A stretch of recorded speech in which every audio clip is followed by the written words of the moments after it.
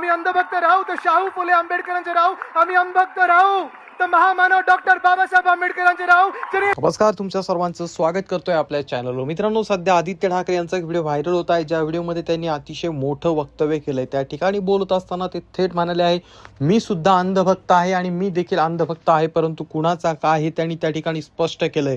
तर संपूर्ण माहिती काय आहे आपण जाणून घेणार आहोत, परंतु तत्पूर्वी तुम्हाला सर्वांना विनंती असेल, आपल्या चॅनलवरती जर तुम्ही नवीन असाल तर चॅनलला सबस्क्राईब करायला मात्र विसरू नका.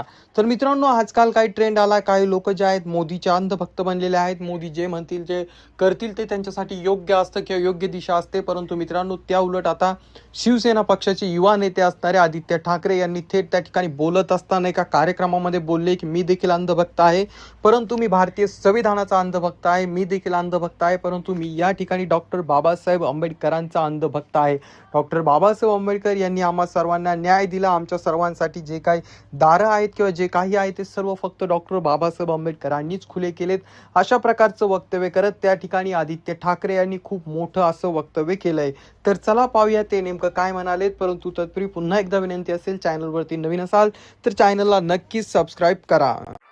आम्ही अंधभक्त राहू तर ह्या देशाच्या मातीचे राहू, आम्ही अंधभक्त राहू तर आमच्या छत्रपती शिवरायांचे राहू, आम्ही अंधभक्त राहू तर शाहू फुले आंबेडकरांचे राहू, आम्ही अंधभक्त राहू तर महामानव डॉक्टर बाबासाहेब आंबेडकरांचे राहू. जर हे संविधान दिलं,